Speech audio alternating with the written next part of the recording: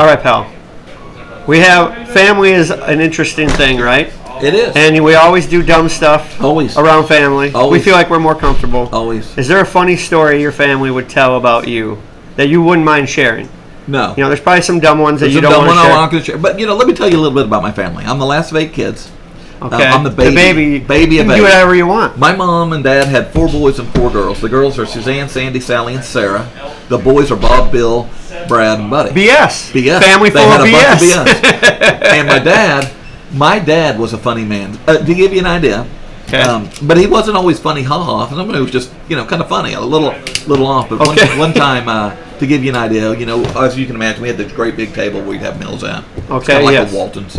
Yes. And he, like one time we were down in the basement. We lived in Tulsa, Oklahoma. We were down in the basement, and this big bird landed in our fountain that was in the back or whatever. Okay. And one of the kids went, I think it's a stork. And my dad, having 8 kids, where get my shotgun over and shoot that son of a bitch, kind of stuff like that. But he, Yes. he was, and I know one time we were at a big dinner one time. We almost finished our meal, and my dad said, I cannot believe we got through a whole meal without anyone spilling anything.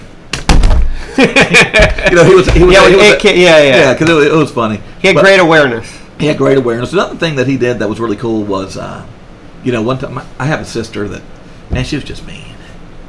I love her. She's mean. Okay. But you don't have to say which name. I won't. Okay, good. If she ever saw this, she knows exactly who she is. And so does anyone who knows my family knows who she is. Okay. But she said something at Thanksgiving one time, and I remember I picked up some mashed potatoes with my fork, and I'm looking at it. How like old this. were you when you did this?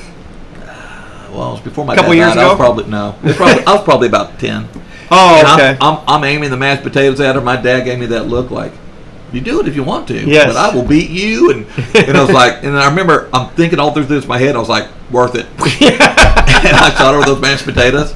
And I got a butt whipping. That's back in the days when you whip your kids' butts. And, yes. I deserved a lot of those. And my dad, actually, I don't think I did get a butt whipping for that because he whipped me twice. The first time. Well, maybe your dad thought it was funny too because he knew she was mean. Yeah, he did. But he didn't want to say that out loud. He did, but he can't say that. He used to always say, and he said this to her one time, which I thought was great. He says, I love all my children the same, but I have to work harder to love you as much. Because she was mean. He said that to you? No, he said it to her. Oh, okay. Well, So one time. brutally honest? One time, my first butt whipping I remember getting was my brothers and I were in charge of going down to the pond with a sledgehammer and breaking the ice so the cows could drink, right? Okay, sure. We ended up having a great big mud fight. I was probably 4 or 5 years old. I mean, what kind of boys would you be if you didn't have a mud fight? But we got home. Mom was pissed. And Dad, Imagine that.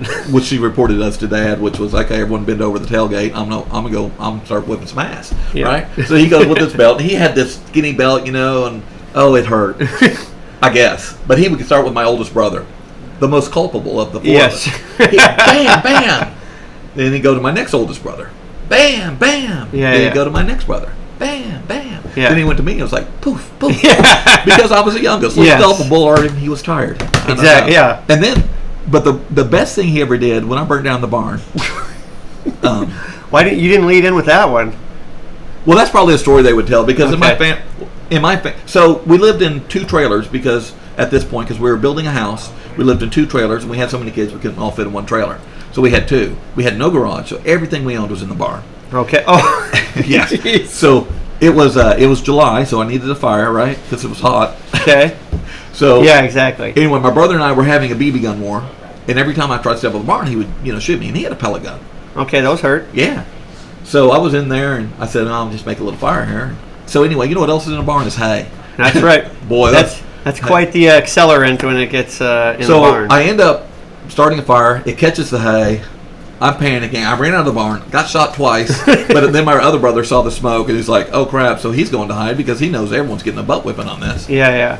So anyway, burnt down. Big fire. To this day, people in our family have pictures are burnt on the ends, and stuff like that. Oh. And thanks, everything buddy. was there. But I remember I was hiding because, that's what you're going to do because I'm thinking Dad's going to kill me. Yes. And so he came in and he pulled. I was trying to be really under the bed, under the covers, and laying as flat as I could. Yeah. He came in, he threw the covers off the bed. He sat me down, and you know what he did to me? Tickled you. No, he did this. Oh, he went, I'm not going to spank you. because I think you feel bad enough, and I really did. Oh, of course. I nailed it, man. When does that ever work? That's called. In my mind, normally I'd be thinking, I'm not getting a whipping. That's the wisdom right there of being a dad. You don't understand we had a lot of practice, the situation. So anyway, he didn't whip me, and I thought he should have. Years later, he told me, he said, if I whipped you, I might have killed you. So yeah, that's probably why. But that's the story they would tell me. It was okay. I like that story. That's once again, great story. Great story. We had some great times. Great times. So now my mom. Let me tell you about my mom. Okay, tell your mom because she was funny too. So my mom. I remember when I was in second grade, my sister Sarah, not the mean one. Okay. But. So now process of elimination. We know Sarah's not the mean one. So. Yeah, but she has her moments. Okay. Because she caught me and my two brothers that are just older than me smoking in another barn, which I guess I don't learn a lesson. So we were smoking, and I remember she told us, she goes, "You better tell Mom what you were doing, or I'm going to tell Dad." So we processed that. It's like, you know what? Let's tell Mom. Yeah. So we did. We told Mom. And I remember telling her we were smoking in the barn, and she goes, "Go get your cigarettes." So I went and got the cigarettes. First she goes, "What kind were you smoking?" I went, "Marlboro." Did she make you eat them? No, she smoked them. My mom was a smoker. Oh, well, she smokes like a lost Indian. I mean, my mom was smoked like a train at that point. So anyway, we didn't get a whipping, but we gave up her cigarettes. And my mom smoked them. All right. Well, yeah. Good times. Good times. We called. You know what we called my mom? What'd you call her? Alf. Alf. Everyone called my mom Alf. Alien life form. You would think. Oh. But no, everyone called my mom Alf because, when now this is a woman who didn't, she works some outside the home, but mostly we have 8 kids. But we have a guest. Holy smokes! Listen to the story. You want to hear about Alf? Dwayne here, owner of Creekside Cigar Lounge. We are in a business that is open, so that you will see people walking through because it's a business. It's a viable business, and it's kicking major butt. Dwayne is here this morning. Dwayne, do you have any observations or any questions for Buddy? I got a joke for you. A joke? All right. We like jokes. Let's go here. I like a good joke. Why did the Clydesdale give the pony a glass of water? I'm terrible at figuring out He was a jokes. little horse. He was a little horse? Is that what he was? I missed it? I was talking over the punchline. I'm tired of explaining jokes. I blew this it. morning. Okay, sorry. I talked over the He punchline. makes every joke funnier because this is the punchline. Yeah, He does that all the time. I've already told 2 or 3 jokes. He went right by him, and he's like, "You got it." Okay, repeat it again. I blew it. Why did the Clydesdale give the pony a glass of water? I don't know why. He was a little horse. Ah, bang, bing, bong, bing. I love it. You got, yeah. The joke bell. Here we go. The joke bell. Joke bell. That might deserve some tequila. Well, Well. come on, my gosh. Come on, that joke deserves a little nip here. Great twist in my arm, I'll have it. Dwayne, thank you for some comedic relief. That's a big one, right? That's funny. Little Clase Azul as well. This is the Plata. 11:30. We're taking shots of tequila. That's it. Oh no, I started at You're not supposed 11. to dime us out like that. Huh? Not supposed to dime us It's out. 4 o'clock in the It afternoon. reminds me of another funny story about my wife. Uh-oh. We were on a boat one time. It was 11:45, and she's like, "You think I can open a beer?" It's like, "You're a Schwab now. You're late." Are you kidding? Cheers to the laugh, Dwayne. Thanks, buddy. Come on back anytime you got some jokes to share, all right? How's that? That's good stuff. That is good tequila. That is. It's good. It's good. You know what I want? I want my boss dragged here. No. That was Christmas Vacation. It was great, which is But I'm not another gonna- movie that's very quotable. That's true. It is. Another And one of my that's favorites. my all-timer. So Alf, Okay, Alf. Let's Alf. get back to that. Yes. Alf, everyone called her Alf. She was my mom. So, didn't work out of the house a lot. But when I was 12 years old, my dad died. He died in a car wreck. But my mom was in the car with him. He actually saved my mom's life. My dad ended up dying. Yeah, well, he was. But what happened is a trailer came unhitched from a truck that was coming toward them. He pulled off on the side of the road, laid over my mom, and the trailer ran into them. And your dad was the guy. Oh, he was a guy. He was Man's I have a lot of man respect. there. Yeah, absolutely. But Okay, Alf. Or no, talking about. But Sorry. Alf. So okay. at that point, my mom still had at that point 5 kids at home Okay. and went to work. Yeah. and held the family together. And even later on, when I was in high school, I Raising hell. Yeah, I was, and I played sports and I did stuff like that. She would not allow me to work during the school year until Focus on I your was studies, finished playing. Well, I didn't really focus on studies but until I was done playing football my senior year. After that, she said I could get a job during the school year, but before that, I was not allowed to work during the school year. Okay. And she worked 2 jobs. Oh, okay. I mean, but everyone called her Alf because she was my mom, she was my dad, she was my best friend. Okay. I mean, Mom seems so, you know. Yeah. So anyway, so Alpha, and everyone calls my mom Alf. The principal will call up and say, Alf, I need to talk to you about your son, you know, which he did quite a bit.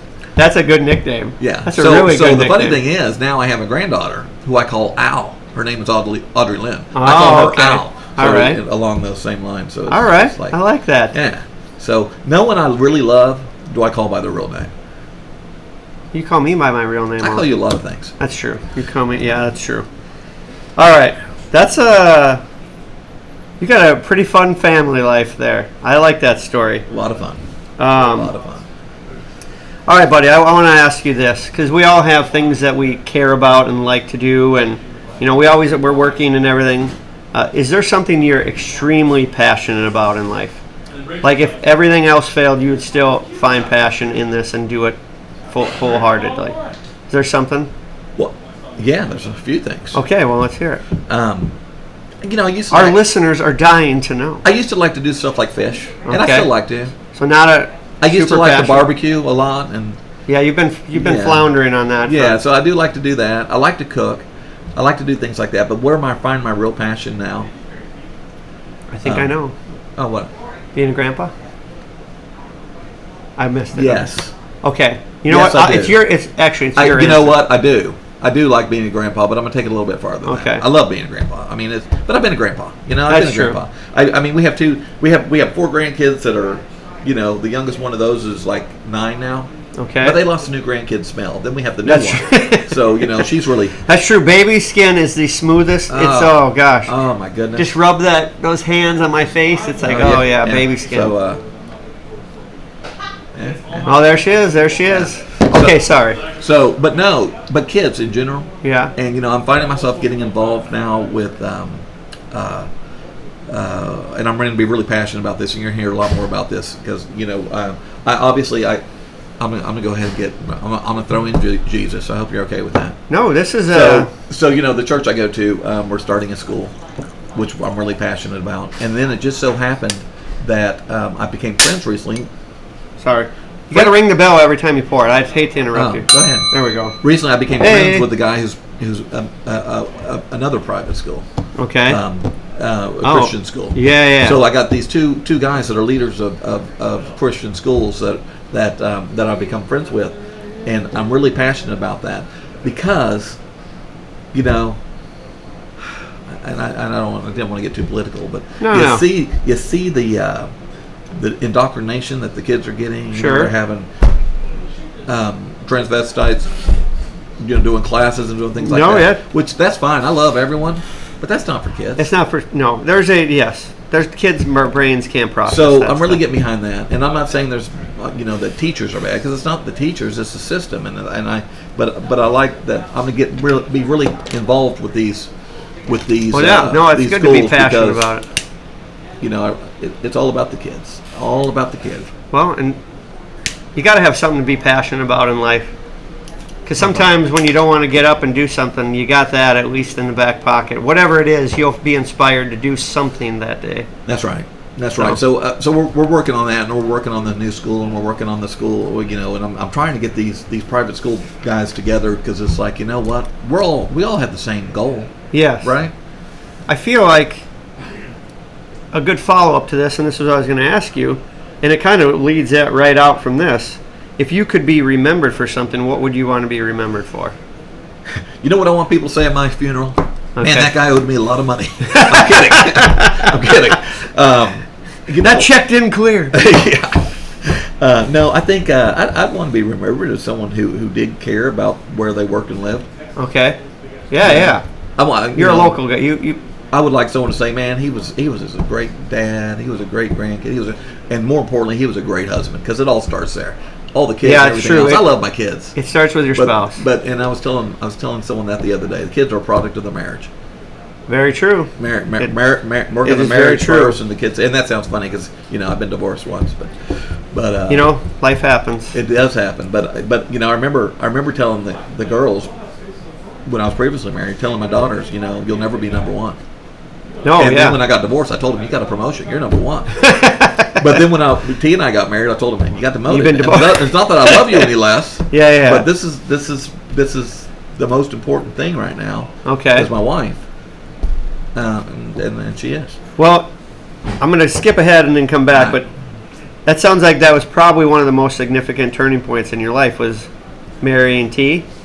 I mean, kind of, obviously you had getting divorced, you just said, and then your kids were just you and by yourself, but Yeah. seems like that was a positive turning point in your life. So let me tell you about that a little bit. Okay. So when I got divorced, I we were doing the Catholic thing, and I always thought I would be married, and I would have considered it a failure. I was a failure because I was getting divorced. And the funny thing is, my ex-wife and I, we actually led Marriage Encounter. Okay. We did, all over Southwest. I went all over the country presenting Marriage Encounter weekends. All right. And it's funny because when you have something right in front of you, when you're working on other stuff, that falls apart. And that's kind of what happened. And I remember thinking, at that point in my life, I thought I was in a good marriage. I thought all these things, and I was feeling like such failure. But here I am. I've been married. T this year has become my oldest wife. Okay. I've been married to her longer than I've been married before. All right. So I called her my oldest wife. But looking now, and I thought I was happy back then. Looking now, and I didn't think it was possible. I'm so much happier now than I ever was then, and I didn't know that was possible. And it's kind of funny that and this is another God thing, when you're thinking, I didn't think I could get it happier, and I was sad to lose it, but here I am, 20 years later, happier than I've ever been in my life. And a lot of that has to do with T and our journey together with Jesus and whatnot. So it's awesome. I love hearing stories like that. So if anyone's out there on the brink of divorce, and it's horrible, it's a horrible thing. I always say, here's divorce to me: you're running along, you're going like 70 miles an hour, and you stop. And then your heart just flies out of your chest, and it's got. So then what you do is you go on, you pick it back up, you put it back in. Sure. And then what you do from there is up to you. How you, yeah. All right. So it turned out really good. If you would have told me that in 2002, yeah, I'm not sure I would have believed you. But here it is, 2000.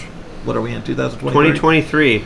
So 2023, and life is. I could never imagine it's as good as it is right now. That's great to hear, buddy. I love it. So, I know myself, I like to have things off to look into the future. Do you have anything in the future that you're maybe personally or professionally looking forward to? I know we'll allude to the one here shortly, but how about personally? Is there anything, like a big trip coming, or is there something you're going to challenge yourself with? What do you got coming up? Or is that your personality? Do you really care about having something in the future? Yeah, I don't know. We've done a lot of stuff already. I mean, we went to Hawaii a couple of months ago. That was a real big deal. Yeah. I never thought I would go to Hawaii, especially since it's on a plane, and I hate planes. Yeah. But that was really cool. Okay. And just spending time with my wife and my family, my kids and her kids, and our kids and our grandkids. I mean, that's really cool. So just the future of still spending time with. I like being alive. Okay. Yeah. It seems like you have a lot to live for and enjoy life. And that's just it. I tell people vigorously. all the time, I'm not vigorously. That's the word you use. Washing dishes is vigorous. You live life vigorously. All right. And I'm not afraid of dying or anything. Sure. But I just don't. What I'm afraid for is the people I leave behind. Cause, no, absolutely. I think T would be a mess. I like to think anyway, and my kids I think would be a mess. I think they like having me around. No. I mean, who's going to buy their lunch? I'm kidding. They actually surprise me and buy lunch sometimes. It's crazy. You know what? It is funny how that comes full circle. There's no greater joy, I told you this, than having adult children. Yes, you were explaining that. We have 5 adult children that are really good people. Okay. For the most part. Yeah. That are really good people and doing well. And that's just as a parent, and you'll see that confirmation that it's like, man, of all the things you don't do everything right, but you did something right. I screwed up a lot of stuff. Yeah. But the one thing I think I nailed was being a dad. Right on. And it shows. And that's an important calling for all men and dads. Yeah. Not to toot my own horn, but they're all great adults now. I love hearing that. We need as many functional adults in this society as possible. I didn't say functional. And contributing. I said great. That's true. Okay. No, they're good. They're good kids. They're adults. So obviously you enjoy being a dad, obviously. Pretty cool. We've already alluded to your favorite quote, but is there a dad joke that your go-to dad joke? I know, me knowing you personally, I know dad jokes are a fixture of your daily routine, telling them, storing them up in I your do. brain. So my youngest daughter, Okay. she's one of the twins. She's 3 minutes younger. Her older sister doesn't let her live that down. Okay. You know, she calls herself the middle child. Okay. But no, the youngest one, I call every day with at least one dad joke. Today, I'll give you a sneak peek at today's. I haven't Yeah, told give her me. yet. I need a dad joke for today. You know where we she, all need one. You know where she, So- huh? Question for you. Yeah. Do you want to call and give it to her while you're on the air? Yeah, can we? Yeah, let's do it. Let's- Put that thing on speaker. Tell her to talk loudly. She's going to be at work, She better pick but I up. always call her at work. She's gonna be famous. Well, at least a few people are gonna hear this. Let's see. See, as you can see, none of those are their real names. Yeah, there we go. I have a lot. Sometimes I'm confused when I look through my phone. I'm like, who am I calling again? Yeah, Because I give fake names for everyone too. It's a term of endearment. it is. Sweetie, Hello? are you there? Yeah. Hey, I'm being interviewed right now. Okay. Is that cool? So, anyway, I was telling them I always call you with a dad joke, and they asked me if I would do it during the interview. Are you cool with that? Okay. Do you have a good one? Well, you better laugh no matter what. What do you mean, is it a good one? All my jokes are funny. Hey, sweetie, do you know where sheep go on vacation? Where? The Bahamas. That is cute. All right. Oh, she gave you two. Well, it sounded like a two No, thumbs she, up. she never laughs. What I hate is when I tell her a joke and she'll like call me later and say, I get it. But the funny thing is when she tells me a joke, baby, you got any jokes for me? I know. When she tells me a joke, she cannot say the punchline without going, get it? Yeah. All right, Well, sweetie. Well, thank you for contributing. You're going to be famous. Love you. Love you too. Rex, great question, buddy. She's the best. Great I question. mean, they're both the best, but Right. she.